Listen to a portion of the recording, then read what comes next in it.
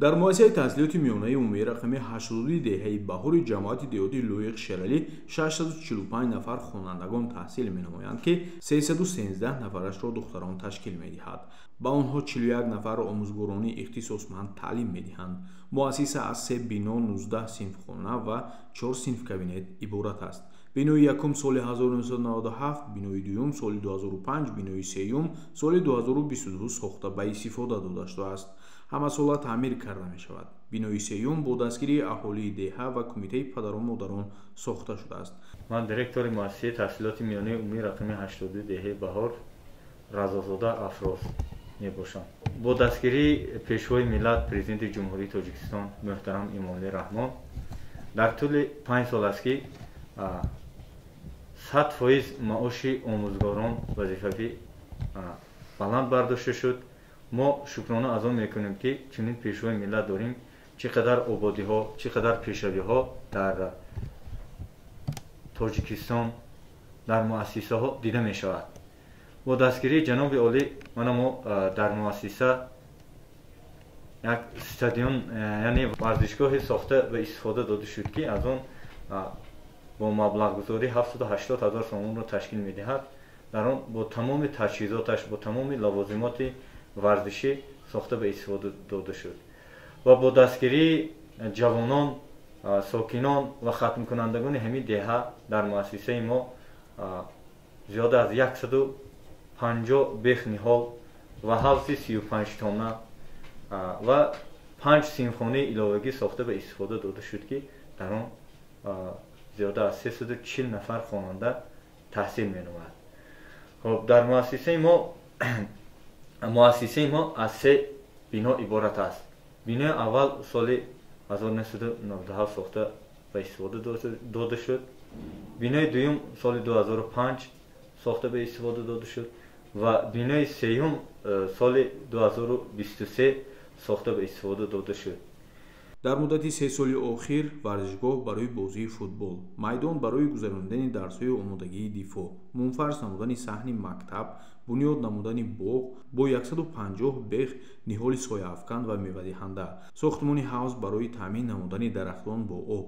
дар соли 2022 5 синфхонаи иловагӣ бо тамоми таҷҳизотҳояш, яъне кабинетҳои фаннӣ, аз он ҷумла 80 парта, кабинети физика, биология, география, суруд ва мусиқӣ, доскаи электронӣ пурра муҷаҳҳазонида шудааст. соли 2023 биное ки соли 1997 сохта шуда буд, пурра аз таъмири асосӣ бароварда шуд. ҳамасола хонандагони муассиса дар озмунҳо ва олимпиадаҳо ширкат меварданд. хонандаи синфи 7 Мирзоалиева Маъмурҷон дар озмуни фуруғи субҳи донои китоб аст, то ба даври ҷумҳуриявӣ ширкат варзида сазовори ҷойи ифтихорӣ гашт. хонандаи синфи 5 Эсанова Нозима ва хонандаи синфи 9 Ёрова Субҳия сазовори ҷойи ифтихорӣ гаштанд. дар озмуни Тоҷикистон ватани азизи ман хонандаи синфи 11 Ҳусейнов Имом Ҳусейн то ба даври ҷумҳуриявӣ иштирок намуда сазовори ҷойи ифтихорӣ гашт. дар муддати 5 соли охир хонандагони муассиса Ҳакимов Муборис, Раҷабов Воиз ва Холов Сафиуллоҳ дар олимпиадаи фаннӣ иштирок намуда, аз фанни физика то ба даври вилоятӣ иштирок намуда сазовори ҷойи ифтихорӣ гаштанд. ин хонандагон ҳоло дар донишгоҳҳои бонуфузи хориҷ таҳсил менамоянд. ман омӯзгори фанни физика ва математикаи муассисаи таҳсилоти умумии рақами 82 деҳаи баҳор бобоев Яздон. ман муддати 40 сол ҳамчун омӯзгор дар ин муассиса кор ва фаъолият карда истодам ва дар ин муддат ман шогирдони зиёдеро тарбия намудам ки дар соҳаҳои гуногун кор ва фаъолият намуда истодам ва шогирдо имрӯз дар муассиса ҳам ба сифати муаллима омӯзгор кор ва фаъолият карда истодам ва имрӯз ман хеле шодам ки бо ғамхории роҳбари давлат, асосгузори сулҳу ваҳдат, пешвои миллат Эмомалӣ Раҳмон ба мактабу муориф хеле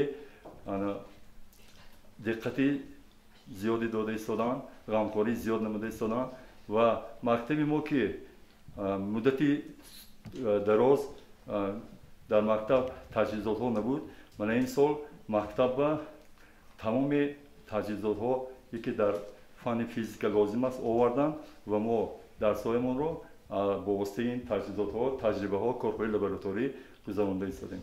барои ҳаминам ман аз номи тамоми омӯзгорони фанҳои дақиқ миннатдории худама аввало ба ҷаноби олӣ пешвои миллат имомалӣ раҳмон ба раиси шаҳр холикзода ва мудири шӯъбаи маориф усмонзода мерасонам ва мо албатта ҳамаи ин ғамхониҳоро ба назар гирифта ҳаракат мекунем ки таълиму тарбияро боз дурусттар бароҳмонем шогирдои тарбия кунем ки ояндаи тоҷикистонро оянда боз зеботар ободтар гардонад. ман ализода маҳфиза хонандаи синфи 11 муассисаи таҳсилоти миёнаи умумӣ рақаби 82 деҳаи баҳор мебошам.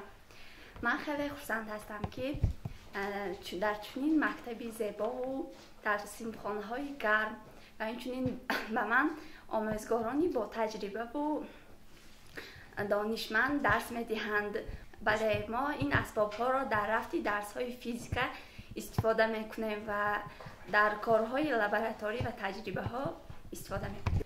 I am Sino Isroif, an English teacher of school number 82 in Bahor village, and I can say that in our school English lessons runs twice in a week with the offer and the support of our founder of nation, leader of nation, founder of our dear president of our country, Imomali Rahman. Our students just learning in equipment cabinets, English equipment cabinets, and we can say with proud that in future in our school the students could go everywhere in foreign countries and they can just study in foreign countries other needy subjects, and then they can return and come back to our country and they can work in a lot of industries, and also they can be translator, interpreter, and they can serve in our country. I am Aiza Alieva. I study in this school, number 82. Right now here is the English cabinet. We learn physics, English, Tajik, Russian, and others. We have a lot of best teachers that we can learn something from our best teachers. And I promise that that right now we study in this modern school or cabinet. We have a lot of cabinet like English cabinet, physics cabinet, Tajik cabinet, and other cabinet. Thank you so much. من اشروا اقبالای آموزگاری فنی تکنولوژی اطلاعاتی مؤسسه تحصیلات میانه عمومی رقم 82 دهه بهار می باشم. در مؤسسه ما یک کابینت تکنولوژی اطلاعاتی موجود است که آن دارای 13 عدد کامپیوتر می باشد و از آنها 2 تایش کارناشایه می باشد. در مؤسسه ما صنف‌های 5 تا 11 با طریق گروه در وقت‌های برق بودن ما در کابینت تکنولوژی اطلاعاتی بوده درس‌های عملی می‌گذرانیم با واسطه کامپیوتر و در وقت‌های برق نبودن ما خوانندگان را در صنف‌ها گروه کرده درس‌های نظریوی می‌گذاریم. خیلی که به همه ما معلوم است اساسگزار صلح و وحدت ملی پیشوای ملت محترم امامعلی رحمان در پیام خود سال 2025 را سال رشد اینوواسیون و رقم کنونی اعلام نمودند.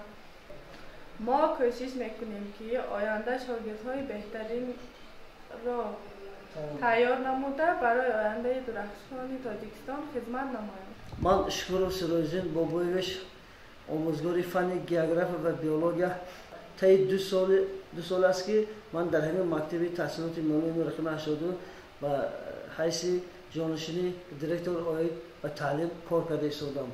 در این مؤسسه همگی 645 نفر خوانندگان تعلیم میگیرند. تعلیم در 2 بخش میباشد. بس در بستی همگی در همین مؤسسه از 645 نفر خوانندگان 313 نفر دخترخوانده باشند و همین 645 نفر 41 نفر آموزگاران تعلیم میدهم که 11 نفر آموزگاران صنف‌های ابتدایی میباشند با خواننده اختصاص بر اختصاصی خودش موافق کار کرده است. در مؤسسه ما آموزگاران غیر اختصاص تعلیم نمیدن، همه اختصاص من میگوشن. در مؤسسه کابینت های فنی به مانند کابینت زبان انگلیسی یک تا داریم، فیزیکا یک تا، کابینت زبان روسی همش یک تایی کابینت. اینا کابینت هایی میباشن که متخصصان جهان در همین کابینت ها راهبری نموده اهدای کار بر عمده ایستادند. و سیم کابینت ها نیز تشکیل کرده شده است به مانند سیم کابینت بیولوژیا، گئوگرافیا، تاریخ، کسب و هنر تشکیل کرده شده است. در مؤسسه ما خوانندگان فعال دیده میشوند که آنها در آزمون‌های مکتبی، در آزمون‌های شهری، المپیادهای شهری و غیر از این در آزمون‌های بین جمهوری با مانند آزمون فروغ سپهدانه‌ای اشتراک نمودند که 2 نفر خوانندگان ما در آزمون فروغ سپهدانه‌ای اشتراک نمودند که در مانند میرزا علی محمودجان و عیسی و ناظمه میباشند. بین 2 نفر میرزا علی محمودجان در آزمون فروغ سپهدانه‌ای در ولایت جای دوم رو اشغال کرده، راحت به آزمون جمهوری گردید که در آزمون جمهوری آن سزاواری جای دستوی گردید. من مدیر کتابخانه ایدرس گلبهار هستم. طولی 23 سال است که در کتابخانه مدیر کتابخانه شده کار میکنم. شماره عمومی کتاب‌های درسی اجاروی با ما تا این سال 6362 تا وارد شده است. کتابی بدیعی باشد 1328 تا وارد شده است. از اون جمله کتابخانه با ابونه شدگی بچه‌ها بسیار شوق زیاد دارند، کتاب میخوانند. از آنها 450 نفرشون قریب که ابونه شدند و کتاب‌های بدیعی کتاب میخوانند، میبینن جواب میدهند. من آموزگار مؤسسه تحصیلات میانه عمومی رقم 82 همرازاده فرهناز از فن زبان ادبیات تاجیک کار و فعالیت نموده ایستادم. در طول 7 سال کاریم شاگردایی که پیوسته کوشش میکنن، میخوانن، مطالعه مینمایند دستگیری میکنم و سال 2024 یکی از سالهای خاطرمان برای من و فرزندم بود که میرزا علی محمودجان را آماده نمودم و به آزمون جمهوری فروغ سپهدانه‌ای کتاب است تیار نموده در دور شهری و ولایتی سزاوار جای دوم گشتیم و کوشش به خرج میدهیم که در سالهای آینده دیگر شاگردان را آماده نموده در این آزمون شرکت ورزیم. من میرزا علی محمودجان خواننده مؤسسه تحصیلات میانه رقم 82 می باشم.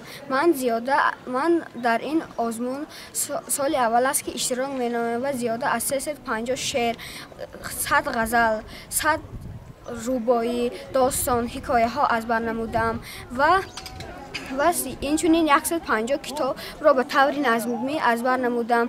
من و در دورهای شهری و ولایتی سزاوار جای دوم گشتم. من سرول مینداری خود را به اساسگذار صلح و وحدت ملی پیشوای معظم ملت محترم جناب عالی میرسانم که محض با تشبث و دستگیری های آن کس ناوابسته از سن سال ما در چنین آزمون ها اشتراک ورزیده و دانش خود را سیقل می دهیم و اینچنین من مینداری خود را با آموزگار خود همرازاده فرهناز که مادرم می باشند می رسانم که محض با زحمت های آن کس من در این آزمون اشتراک کردم. شعر به نام نیکت آموزگار دارم، در انجمن و دستت چون تحفه سپارم، بهر سپاس خاطر دستت همه فشارم، منت پذیر از تو دائم به روزگارم، زین رو بزرگ هستی مثل پدر معلم، در عالمی معانی همراه بر معلم. من یاراوا صبحیه خواننده صنف نهی می باشم. من اشتراکچی آزمون فروغ سپهدانه‌ای هستم. من در یک سال است که من در فروغ سپهدانه‌ای اشتراک ورزیدم و در ناحیه جای افتخاری را سزاوار شدم. من زیاده از 150 کتاب را از بر نمودم، 150 تا غزل، 120 تا رباعی و 2 بیتی و داستان ها از بر نمودم. خیلی زیاد من میخواستم در این آزمون اشتراک کنم و با دستگیری آموزگارم قادیرا و سلیمه در این آزمون اشتراک ورزیدم. من مینداری خود را به اساسگذار صلح و وحدت ملت پیشوای ملت محترم امام علی رحمان میرسانم و که خود نیز از ده استاد لایق شیرالی هستم. میخواستم یک شعر استاد لایق شیرالی را قرائت نمایم. ما بحری دلشناسان شعر و ترانه هستیم، بحری نواشناسان چنگ و چغانه هستیم. گویند شاعری خوب فرزندی دوری خویش است، بحری زمان شناسان ما خود زمانه هستیم. من حسینوف امام حسین، خواننده صنف 11 مؤسسه تحصیلات میانه عمومی رقم 82 دهه بهار می باشم. من سال گذشته در چهارمین فستیوال آزمون جمهوری تاجیکستان وطن از من و اشتراک کرده در دور ناحیوی جای دوم را اشغال کردم و در ولایتی باشد سزاوار جای سوم گشتم و در جمهوری باشد سزاوار جای افتخاری گشتم و بغیر از فستیوال آزمون تاجیکستان وطن از من در خیلی آزمون‌های دیگر اشتراک کرده سزاوار جای‌های نمایان گشتم. من رضا قاوه ذهینه خواننده صنف دهی مؤسسه تحصیلات میانه عمومی رقم 82 می باشم. من در المپیاد فنی از فن گئوگرافی در دور مکتبی سزاوار جای اول گشتم و در دور ناحیوی سزاوار جای سوم گشتم و در آینده می خواهم سزاوار جای اول گشته و دور جمهوری را خط گیرم. ما را از صنف 6 تا حالا آموزگار کامل و مطلع درس میدن. من احسان و نازیمه خواننده صنف 6 هستم، اشتراکچی آزمون فروغ سوپی دانایی. من در صنف 4 هم شروع به خواندن کتاب ها کرده به آزمون فروغ سوپی دانایی اشتراک ورزیدم. در دور ناحیوی جای دوم را سزاوار گردیدم و تا ولایتی رفتم و در آنجا جای افتخاری را گرفتم و باز هم کوشش میکنم و کتاب های زیاده را مطالعه کرده ایستادم و میخواهم که باز با آزمون اشتراک کنم و جای اول را سزاوار کردم.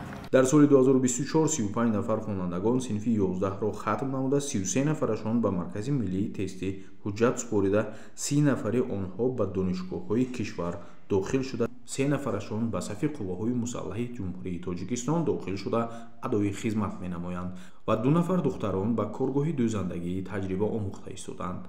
از تشکیلیابی مرکز ملی تستی آموزگار بابایف یزدان خوانندگان را به کلاسترهای 1 و 5 آماده می‌نماید. بغیر از خوانندگان مؤسسه خوانندگان مکتب‌های همسایه نیز به این محفل اشتراک می‌نمایند. سال 2025 35 نفر صنف 11 را ختم می‌نماید. از آنها 21 نفرشان دختر می‌باشند.